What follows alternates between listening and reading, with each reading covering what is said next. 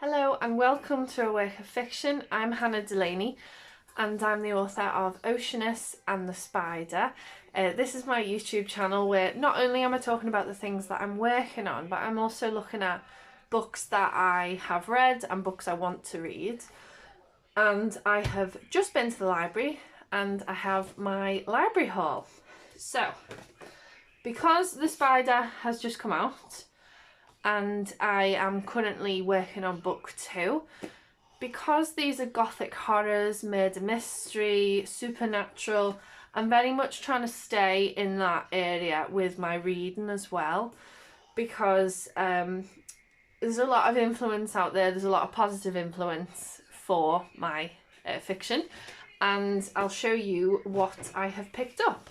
So, as well as the classics that I've read, like Frankenstein, Dracula, Picture of Dorian Gray, Jane Eyre. I like to try and see what modern horror there is as well, what modern gothic there is. I've recently seen Nosferatu and I just thought that was fabulous. I just thought it was everything it should have been and more. So I'm very much in the mood to read everything gothic at the moment. I have just finished The Phantom of the Opera and I found it really interesting how different the Phantom was in the book to how he is in the musical and the film. I felt that although he was quite unhinged in the film, he definitely came across as not quite right in the book. You know, really monstrous, desperate for love, desperate for acceptance, and I found that was missing, certainly in the book. So, certainly in the film, sorry. So, if you read in the book, you will see that he is a fantastic villain, and he's just monstrous. It's the best way I can describe him, he's monstrous. So, Phantom of the Opera's done. I have finished that and I'm glad I read it. Next up I have The Last Ritual. So it's an Arkham Horror book. I haven't heard of it before. So The Last Ritual by S.A. Sidor. And it's about an aspiring painter, Alden Oakes. He's invited to join a mysterious art commune in Arkham, the new colony. When celebrated Spanish surrealist Juan Hugo Balthazarr visits the colony, Alden and the other artists quickly fall under his charismatic spell. Balthazarr throws a string of decadent parties for Arkham's social elite, conjuring arcane illusions, which blur the boundaries between nightmare and reality.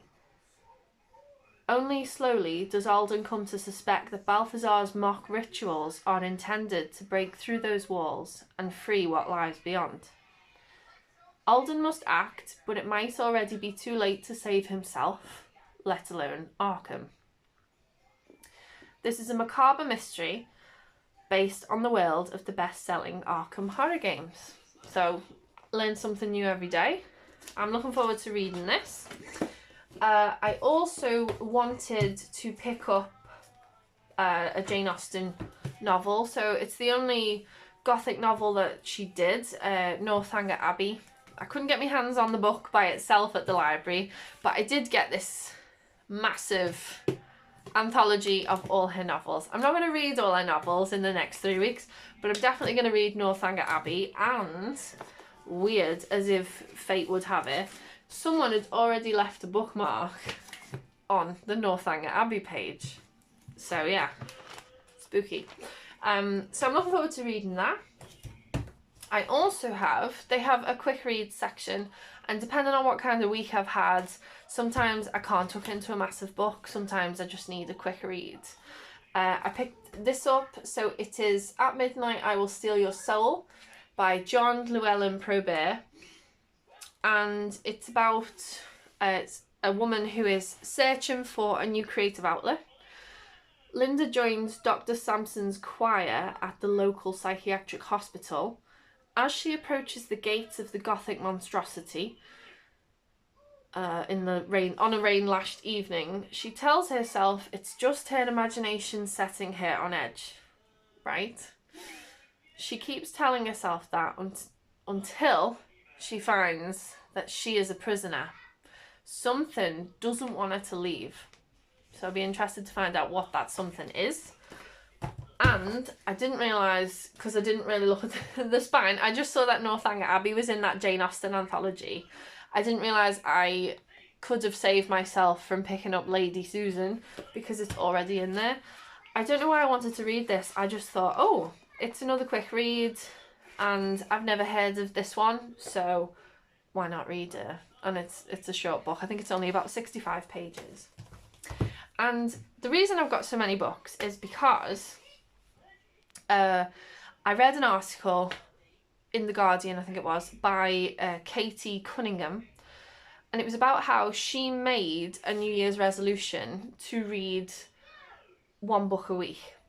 And she admitted that one book a week isn't always achievable, but if you think about the time that you spend doom scrolling, or getting angry about TikTok videos, or getting wound up with news headlines, maybe you could go to bed half an hour early and tuck into a book. It's just an idea.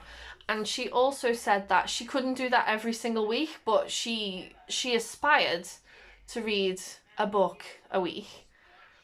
And sometimes you can. Sometimes you can read a book a week. So she just went to bed half an hour early every night and would read in her free time when she had a minute. So I suppose it's where you're in a situation, say you're in a waiting room or you're on the bus or the train or whatever, you might get your phone out and scroll, but instead of doing that, pick up a book and read.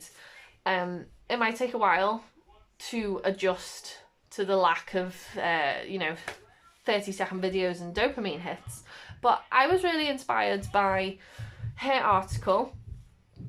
And I thought, well, life's a bit busy. Like, I've got kids, I'm an author, and life's just very busy. But maybe I could do it. We'll see.